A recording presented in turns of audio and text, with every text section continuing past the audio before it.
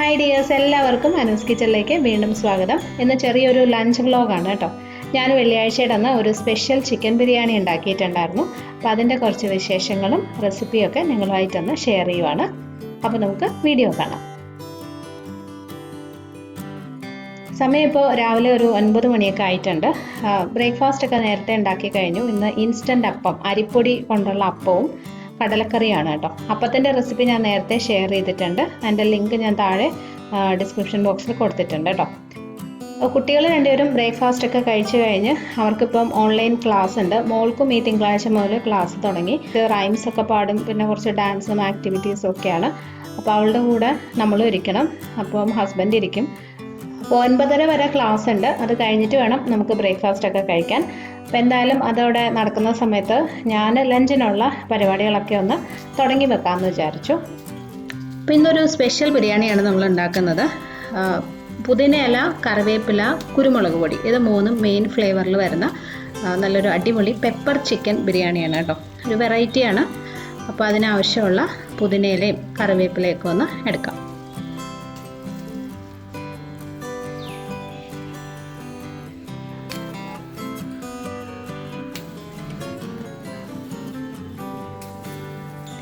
അപ്പോൾ ആവശ്യത്തിനുള്ള പുതിനയും കറിവേപ്പിലയൊക്കെ കിട്ടിയിട്ടുണ്ട്. ഇനി ഞാൻ വേണ്ട ചിക്കൻ രാവിലെ തന്നെ വെള്ളത്തിലിട്ടിട്ടുണ്ടായിരുന്നു. അപ്പോൾ ഐസൊക്കെ മാറി അത് നല്ലതായിട്ടൊന്ന് കഴുകി എടുക്കണം. ഒരു 3/4 കിലോ ചിക്കനാണ് ഈ ബിരിയാണിക്കായിട്ട് എടുത്തിട്ടുള്ളത് കേട്ടോ. ഇനി നമ്മളിപ്പോൾ എടുത്തുകൊണ്ട് വന്ന കറിവേപ്പില, ഒരു 8 തണ്ട് കറിവേപ്പിലയാണ് എടുത്തിരിക്കുന്നത്. ഇത് നല്ലതായിട്ടൊന്ന് കഴുകി വെച്ചിട്ടുണ്ട്. ഇനി ഒരു പാൻ വെച്ചിട്ട് ഈ കറിവേപ്പില തണ്ട് മാറ്റി ഇതിനകത്തോട്ട് ഇട്ട് കൊടുക്കാം. നമ്മൾ നല്ലതായിട്ട് ഇതൊന്ന് മൂപ്പിച്ചെടുക്കാൻ പോണേ. എണ്ണയൊന്നും പാനിൽ ഒഴിച്ചിട്ടില്ല. ജസ്റ്റ് പാൻ ചൂടാക്കിയിട്ട് എല്ലാം ഇതിനകത്തോട്ട് ഇട്ട് കൊടുത്താൽ മതി. ഈ ഒരു മീഡിയം ചൂടിലിട്ടിട്ട് നമുക്കിത് നല്ലോണം ഒന്ന് മൂപ്പിച്ചെടുക്കാം. ഒരു 2-3 മിനിറ്റ് കഴിയുമ്പോൾ തന്നെ ഇത് നല്ലതായിട്ട് മൂത്ത് നല്ല ക്രിസ്പി ആയിട്ട് വരും. കറിവേപ്പില നല്ലതായിട്ട് മൂത്ത് വന്നിട്ടുണ്ട്. നമ്മൾ ജസ്റ്റ് കൈവച്ച് ഇങ്ങനെ എടുക്കുമ്പോൾ തന്നെ അതിങ്ങനെ നല്ലതായിട്ട് പൊടിക്കാൻ പറ്റണം. ഇതുപോലെ ആവണം. അപ്പോൾ ഇനി നമുക്ക് സ്റ്റൗ ഓഫ് ചെയ്യാം. ഇനി ഒരു മിക്സി ജാറിലോട്ട് ഈ കറിവേപ്പില ഇട്ടിട്ട് ഒന്ന് പൊടിച്ചെടുക്കാം. അപ്പോൾ ഇതുപോലെ പൊടിച്ചെടുത്താൽ മതി. കുറച്ച് അളവുള്ളതുകൊണ്ട് ഒത്തിരി നല്ലതായിട്ട് പൊടിയത്തില്ല കേട്ടോ. തരിയായിട്ട് കിടക്കത്തുള്ളൂ. അത് കുഴപ്പമില്ല, ഇങ്ങനെ മതി. ഇനി നമ്മൾ നേരത്തെ എടുത്തു വെച്ച ചിക്കൻ ഒരു ബൗളിലെടുക്കുക. ഒരു 3/4 കിലോ ചിക്കൻ നന്നായിട്ട് കഴുകിയതിന് ശേഷം ഒരു മീഡിയം സൈസിലുള്ള പീസുകളായിട്ട് കട്ട് ചെയ്ത് വെച്ചതാണ്. ഇതിനകത്തോട്ട് നമ്മളിപ്പോൾ പൊടിച്ചു വെച്ച കറിവേപ്പില ഇടാം. ഒരു 3/4 ടേബിൾ സ്പൂൺ കുരുമുളക് പൊടി ചേർക്കാം. 1/2 ടീസ്പൂൺ മഞ്ഞൾപ്പൊടി, ഒരു 2.5 ടേബിൾ സ്പൂൺ 2.5 വലിയ സ്പൂൺ അധികം പുളിയില്ലാത്ത തൈര്, ഒരു വലിയ സ്പൂൺ നെയ്യ്, ആവശ്യത്തിനുള്ള ഉപ്പ്. ഇനി ഇതെല്ലാം കൂടി നന്നായിട്ട് മിക്സ് ചെയ്ത് ചിക്കനിലോട്ടങ്ങ് പുരട്ടി വെക്കാം. ചിക്കൻ ഇപ്പോൾ മാരിനേറ്റ് ചെയ്ത് വെച്ചിട്ടുണ്ട്. ഇതൊരു 1/2 മണിക്കൂർ ഇങ്ങനെ ഇരിക്കട്ടെ. ഈ സമയത്ത് തന്നെ വേറൊരു ബൗളിൽ ഞാനൊരു 3 കപ്പ് ബസ്മതി അരി എടുത്തിട്ടുണ്ട്. ഇതും ഒരു 2-3 പ്രാവശ്യം നന്നായിട്ട് കഴുകിയതിന് ശേഷം ഒരു 1/2 മണിക്കൂർ വെള്ളത്തിലിട്ട് വെക്കണം. അരി നന്നായിട്ട് കഴുകി വെള്ളം ഒഴിച്ചു വെച്ചിട്ടുണ്ട്. അപ്പോൾ ആ സമയം കൊണ്ട് നമുക്ക് സവോളയൊക്കെ ഒന്ന് അരിഞ്ഞെടുക്കാം. ഏകദേശം ഒരു 4 അല്ലെങ്കിൽ 5 സവോള നമുക്ക് ഇതിനാവശ്യമുണ്ട്. അപ്പോൾ കുറച്ചധികം സവോളയൊക്കെ അരിയാനുള്ളപ്പം ഞാൻ ഇതുപോലൊരു സ്ലൈസറാണ് ഉപയോഗിക്കുന്നത് കേട്ടോ. നല്ല എളുപ്പമാണ്. നല്ല കനം കുറച്ച് അരിയാൻ പറ്റും. പെട്ടെന്ന് ചെയ്യാം. നമുക്ക് സാധാരണ കത്തി വെച്ച് അരിയുന്നേക്കാളും എളുപ്പത്തിൽ കാര്യം നടക്കും. ഇതിൻ്റെ കൂടെ തന്നെ ഈ സവോള ഇങ്ങനെ കുത്തി വെച്ചിട്ട് നമുക്ക് സ്ലൈസ് ചെയ്യാൻ പറ്റുന്ന ഒരു സാധനമുണ്ട്. നമ്മൾ കയ്യിൽ പിടിച്ച് ചെയ്യുവാണെങ്കിൽ ചിലപ്പോൾ നമ്മുടെ കൈയും കൂടി അതിനകത്തൊക്കെ ആ സ്ലൈസറിൽ ഇങ്ങനെ തട്ടാനുള്ള ചാൻസ്, മുറിയാനുള്ള ചാൻസ് ഉണ്ട്. അപ്പോൾ അതുകൊണ്ട് ഇങ്ങനെ ചെയ്ത് കഴിഞ്ഞാൽ ഭയങ്കര എളുപ്പമാണ്. ഇതിൻ്റെ കൂടെ തന്നെ വാങ്ങിക്കാൻ കിട്ടുന്നതാണ് കേട്ടോ. അപ്പോൾ ഇങ്ങനെ വെച്ചിട്ട് ചെയ്താൽ മതി. ഇത് എനിക്ക് 2-3 വർഷം മുന്നേ അച്ഛൻ വാങ്ങി തന്നതാണ് കേട്ടോ. ഏതോ ഒരു കടയിൽ, എവിടെയാണെന്ന് അച്ഛനും ഓർമ്മയില്ല, എനിക്കും ഓർമ്മയില്ല. അപ്പോൾ എവിടെയോ പോയപ്പം കണ്ട് ഇഷ്ടപ്പെട്ട അച്ഛൻ വാങ്ങിച്ചു തന്നതാണ്. അപ്പോൾ സവോള എല്ലാം നല്ലോണം നല്ല കനം കുറച്ച് അരിഞ്ഞു വെച്ചിട്ടുണ്ട്. ഇനി ഒരു മിക്സി ജാറിലോട്ട് ഇതുപോലെ 2 വലിയ കഷ്ണം ഇഞ്ചി ചെറുതായിട്ടൊന്ന് അരിഞ്ഞിട്ട് കൊടുക്കാം. ഒരു 8-10 അല്ലി വെളുത്തുള്ളി, 2 പച്ചമുളക്. നമ്മൾ ഇതിനകത്ത് കുരുമുളക് പൊടിയൊക്കെ നല്ലോണം ചേർക്കുന്നുണ്ട്. അപ്പോൾ അതുകൊണ്ട് പച്ചമുളകിൻ്റെ അളവ് കൂടണ്ട. ഇതിനെ ഒന്ന് ചതച്ചെടുക്കാം. അപ്പോൾ മിക്സിയിലിട്ട് ഇതുപോലെ ഒന്ന് ചതച്ച് വെച്ചിട്ടുണ്ട്. പിന്നെ നമുക്ക് ബിരിയാണിക്കുള്ള മസാല ഉണ്ടാക്കാൻ തുടങ്ങാം. ഒരു പാനിൽ ആവശ്യത്തിനുള്ള എണ്ണ ഒഴിക്കാം. ഇത് സൺഫ്ലവർ ഓയിലാണ്. അപ്പോൾ ആദ്യം കുറച്ച് സവാള ഒന്ന് ഫ്രൈ ചെയ്ത് മാറ്റണം. നല്ല ബ്രൗൺ ആവുന്നവരെ ഒന്ന് ഫ്രൈ ചെയ്യണം. അതിനും പിന്നെ മസാലയ്ക്കും വേണ്ടിയിട്ടുള്ള എണ്ണയാണ് ഞാൻ ഒഴിച്ചിരിക്കുന്നത്. എണ്ണ ചൂടാകുമ്പം കുറച്ച് സവാള ഒരു 2 ചെറിയ പിടി ഇട്ട് ഒന്ന് ഫ്രൈ ചെയ്ത് എടുക്കണം. ഇതിന് കറക്റ്റ് അളവൊന്നുമില്ല. നമ്മൾ അവസാനം ഒന്ന് ഗാർണിഷ് ചെയ്യാൻ വേണ്ടിയിട്ട് മാത്രം ഉപയോഗിക്കുന്ന സവാളയാണ്. ഇതിനകത്തൊരല്പം ഉപ്പും കൂടി ഇട്ട് കൊടുക്കുക. ഉപ്പിടുമ്പോൾ പെട്ടെന്ന് ബ്രൗൺ ആയി കിട്ടും. നല്ല ബ്രൗൺ കളറായി വരണം. സവാള ഇതുപോലെ ഫ്രൈ ആയി വരുമ്പോൾ ഇത് എണ്ണയിൽ നിന്ന് മാറ്റാം. ഇനി ഈ എണ്ണയിൽ തന്നെ ബാക്കിയിരിക്കുന്ന സവാള ഇട്ട് കൊടുക്കാം. ഇതിനകത്തൊരു 2 സ്പൂൺ നെയ്യും കൂടി ചേർത്ത് കൊടുക്കാം കേട്ടോ. ഇനി ഇത് നന്നായിട്ട് വഴറ്റിയെടുക്കാം. സവാള നല്ലതായിട്ടൊന്ന് വാടി വരണം. സവാള ഇതുപോലെ വാടി ചെറുതായിട്ടൊന്ന് നിറമൊക്കെ മാറാൻ തുടങ്ങിയിട്ടുണ്ട്.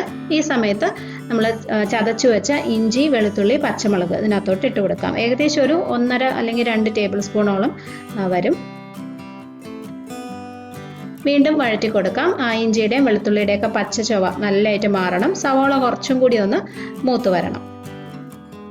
അതേ സവാള കുറച്ചും കൂടി ഒന്ന് നിറമൊക്കെ മാറി ഇഞ്ചിയുടെയും വെളുത്തുള്ളിയുടെയും പച്ചപ്പൊക്കെ മാറിയിട്ടുണ്ട്. ഇനി പൊടികൾ ചേർക്കാം. 1/2 ടീസ്പൂൺ മഞ്ഞൾപ്പൊടി, 1/4 ടീസ്പൂൺ മുളക് പൊടി. മുളക് പൊടി വളരെ കുറച്ച് മതി. ഞാൻ പറഞ്ഞ പോലെ പച്ചമുളക് ഇട്ടിട്ടുണ്ട്, പിന്നെ കുരുമുളക് പൊടിയൊക്കെ ചേർക്കുന്നുണ്ട്. അപ്പോൾ വളരെ കുറച്ച് മാത്രം മുളക് പൊടി ഇട്ടാൽ മതി. 1 ടീസ്പൂൺ കുരുമുളക് പൊടി ഇടാം. 2.5 ടീസ്പൂൺ ഗരം മസാല പൊടിയും ചേർക്കാം. ഞാൻ വീട്ടിൽ തന്നെ ഉണ്ടാക്കിയ ഗരം മസാല പൊടിയാണ്. ഇനി പൊടികളുടെ ആ ഒരു പച്ചപ്പ് മാറുന്നവരെ നന്നായിട്ട് വഴറ്റിയെടുക്കാം. പൊടികൾ നല്ലതായിട്ട് മൂത്ത് വരുമ്പോൾ ഇതിനകത്തോട്ട് ഒരു വലിയ തക്കാളി ചെറുതായിട്ട് അരിഞ്ഞത് ഇട്ട് കൊടുക്കാം. ഇനി ഈ തക്കാളി നല്ലതായിട്ട് വെന്ത് ഉടഞ്ഞ് വരണം. തക്കാളി ഇതുപോലെ നന്നായി വെന്ത് മസാലയുടെ കൂടെ ചേർന്ന് കഴിയുമ്പോൾ നമ്മൾ മാരിനേറ്റ് ചെയ്ത് വെച്ച ചിക്കൻ ഇതിനകത്തേക്ക് ഇട്ട് കൊടുക്കാം. ഇതിൻ്റെ കൂടെ നമ്മൾ എടുത്തു വെച്ച പുതിനയിലയും കൂടി ഇടാം. ഒരു ചെറിയ പിടി പുതിനയിലയാണ് കേട്ടോ.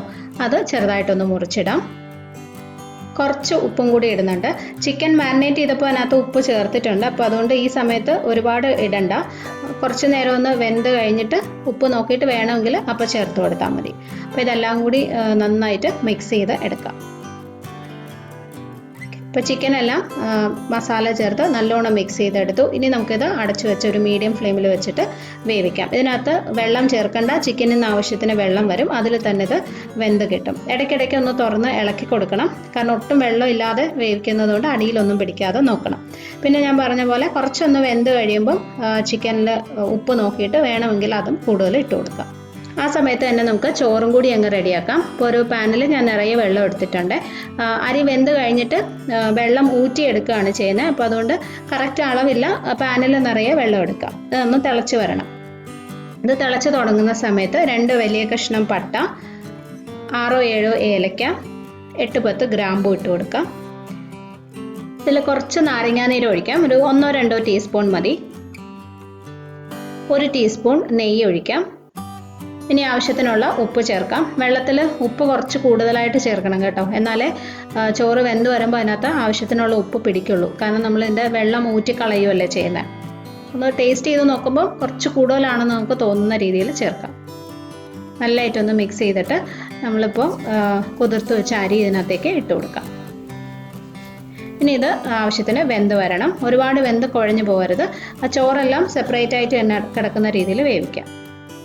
ഇപ്പോൾ നമ്മുടെ മസാല, ചിക്കൻ മസാല ഇവിടെ റെഡി ആയിട്ടുണ്ട്. ഞാനിപ്പോൾ സ്റ്റൗ ഓഫ് ചെയ്തിരിക്കുകയാണ്. കണ്ടോ, ഈ ഒരു പരുവത്തിലാണ് വേണ്ടത്. ഇത്രയും ഗ്രേവി മതി. ഇനി ലാസ്റ്റ് ഇതിനകത്ത് ഞാനൊരു 1/2 ടീസ്പൂണും കൂടി കുരുമുളക് പൊടി ചേർക്കുന്നുണ്ട്. ഇത് നിർബന്ധമില്ല കേട്ടോ. നിങ്ങൾ ജസ്റ്റ് ഈ ഗ്രേവി ഒന്ന് ടേസ്റ്റ് ചെയ്ത് നോക്കാം. അപ്പോൾ എരിവുണ്ട്, ഇനി കൂടുതൽ ചേർക്കണ്ടെന്ന് തോന്നുവാണെങ്കിൽ ഇത് ഒഴിവാക്കാം. പക്ഷെ ലാസ്റ്റ് ഇതുപോലെ ഒരല്പം കുരുമുളക് പൊടി ചേർക്കുമ്പം അതിനൊരു നല്ലൊരു ഫ്ലേവർ കിട്ടും. കുരുമുളകിൻ്റെ ഒരു ഫ്ലേവർ കിട്ടും. അപ്പോൾ അത് താല്പര്യം പോലെ ചെയ്യാം. നന്നായിട്ടൊന്ന് മിക്സ് ചെയ്ത് വെക്കാം. അപ്പോൾ ആ സമയം കൊണ്ട് തന്നെ നമ്മുടെ ചോറും റെഡി ആയിട്ടുണ്ട്. കണ്ടോ, ഇതുപോലെ ആയിരിക്കണം. ഇങ്ങനെ സെപ്പറേറ്റ് ആയിട്ട് തന്നെ കിടക്കണം. ഒട്ടും വെന്ത് കുഴഞ്ഞു പോകരുത്. ഇനി നമുക്കിത് വെള്ളം ഊറ്റി എടുക്കാം. അപ്പോൾ ഇനി നമുക്ക് ബിരിയാണി ലെയർ ചെയ്യാം. അപ്പോൾ മസാലയുടെ മുകളിൽ ഞാൻ ജസ്റ്റ് ചോറ് അങ്ങ് ഇടുവാണ്. 2-3 ലെയറായിട്ടൊന്നും ചെയ്യുന്നില്ല. അപ്പോൾ ചോറിടുന്നതിന് മുന്നേ ഇതിൻ്റെ മുകളിലേക്ക് ഒരല്പം കറിവേപ്പില, നല്ല ഫ്രഷ് കറിവേപ്പില ഒന്ന് പൊട്ടിച്ചിട്ട് കൊടുക്കാം. ഇനി ഇതിൻ്റെ മുകളിലോട്ട് ചോറിട്ട് കൊടുക്കാം. നിങ്ങൾക്ക് വേണമെങ്കിൽ ഇത് 2-3 ലെയറായിട്ടൊക്കെ ചെയ്യാം. അപ്പോൾ ചോറെല്ലാം ചിക്കൻ മസാലയുടെ മുകളിൽ സ്പ്രെഡ് ചെയ്തിട്ടുണ്ട്. ഇനി നമ്മൾ ഫ്രൈ ചെയ്ത് വെച്ച സവോള ഇട്ട് കൊടുക്കാം. കുറച്ച് പുതിനയില ഒന്ന് അതിൻ്റെ മുകളിൽ വെച്ച് കൊടുക്കാം. ഇനി ഇത് ഞാനൊരു അലുമിനിയം ഫോയിൽ വെച്ചൊന്ന് കവർ ചെയ്തിട്ടുണ്ട്. അലുമിനിയം ഫോയിൽ വേണമെന്ന് നിർബന്ധമൊന്നുമില്ല. നല്ല ടൈറ്റ് ആയിട്ടുള്ളൊരു അടപ്പ് വെച്ച് അടച്ചാലും മതി. ഒരു 15 മുതൽ 20 മിനിറ്റ് വരെ നമുക്കിതൊന്ന് ദം ചെയ്ത് എടുക്കണം. അപ്പം ഞാൻ അതിൻ്റെ മുകളിൽ ഒരു അടപ്പും കൂടി വെച്ചൊന്ന് അടച്ചിട്ടുണ്ട്. പിന്നെ ഇത് ദം ചെയ്യാം. അപ്പോൾ ഇതുപോലെ ഒരു പാൻ എടുക്കുക, അല്ലെങ്കിൽ ഒരു ദോശക്കല്ലോ എന്തെങ്കിലും എടുക്കുക. അത് നല്ലതായിട്ടൊന്ന് ചൂടായതിന് ശേഷം അതിൻ്റെ മുകളിലേക്ക് നമുക്ക് ഈ ബിരിയാണി പാത്രം വെച്ച് കൊടുക്കാം. ഇനി ഏറ്റവും ചെറിയ തീയിൽ വെച്ച് 15 മുതൽ 20 മിനിറ്റ് വരെ നമുക്കിത് ബേക്ക് ചെയ്ത് എടുക്കാം. അപ്പോൾ നമ്മുടെ പെപ്പർ ചിക്കൻ ബിരിയാണി ഇവിടെ റെഡി ആയിട്ടുണ്ട്. നല്ല മണമാണ് കേട്ടോ. നമുക്കൊന്ന് മിക്സ് ചെയ്ത് നോക്കാം. കണ്ടോ, ചോറും ചിക്കനും ഒക്കെ കറക്റ്റ് പാകത്തിന് വെന്ത് വന്നിട്ടുണ്ട്. ഒരു പ്രത്യേക ഫ്ലേവറാണ് കേട്ടോ. ഞാൻ പറഞ്ഞ പോലെ ആ കറിവേപ്പിലയൊക്കെ നമ്മളൊന്ന് മൂപ്പിച്ച് ചേർത്തിട്ടുണ്ട്. പിന്നെ കുരുമുളക് പൊടിയുടെ നല്ല ഫ്ലേവറും ഉണ്ട്. പക്ഷെ ഭയങ്കര കുത്തല്ല, എന്നാലും നല്ലൊരു ഫ്ലേവറുണ്ട്, നല്ല ടേസ്റ്റിയാണ്. അപ്പോൾ ഞാനിതിൻ്റെ കൂടെ റൈത്ത ഉണ്ടാക്കി, പിന്നെ മുട്ടയും പുഴുങ്ങിയിട്ടുണ്ടായിരുന്നു. അപ്പോൾ പുഴുങ്ങിയ മുട്ട പൊളിച്ച് തരാനായിട്ട് എൻ്റെ സഹായി വന്നിട്ടുണ്ട്.